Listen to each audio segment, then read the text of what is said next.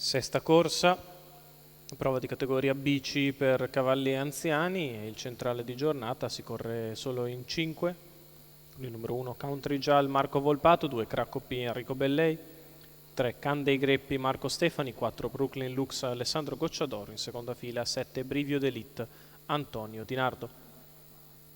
Macchina che inizia a raccogliere i partecipanti alla corsa, la netta favorita è Brooklyn Lux con il numero 4 Alessandro Gocciadoro che porta in pista i colori dei Biasuzzi. La macchina accelera e stacca con la velocità di Can dei Greppi che cerca di scavalcare Country Jal e ci riesce.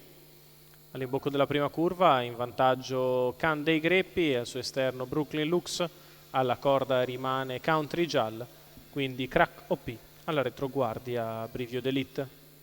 Chiede strada a Brooklyn Lux e la ottiene da Can dei Greppi che manda via, rimane terzo Country Jal, quarto Crack OP, quinto Brivio d'Elite.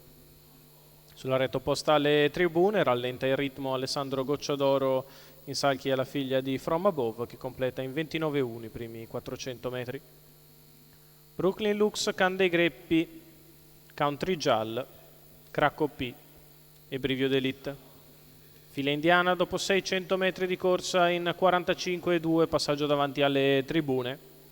La leader che prosegue indisturbata muove dall'ultima posizione Brivio d'Elite che risale, si porta a tiro dei primi. Rimane seconda in corda Can dei Greppi che precede Country Jal, fa la seconda pariglia Crack OP.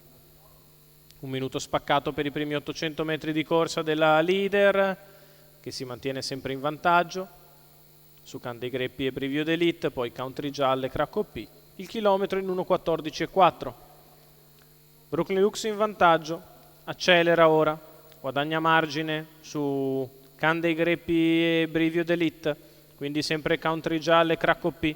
A retta opposta alle tribune, passate in 14 spaccato, prova a fare un po' di velocità Brooklyn Lux, si riavvicina Can dei Greppi. Di fuori non progredisce Brivio d'Elite che costringe in terza corsia Crack OP, alla corda sempre Country Jal. La piegata conclusiva con la leader che accelera ulteriormente. Brooklyn Lux che sbaglia sola davanti e così Can dei Greppi si trova davanti. Can dei Greppi che nel finale vince nei confronti di Crack OP e poi Brivio d'Elite.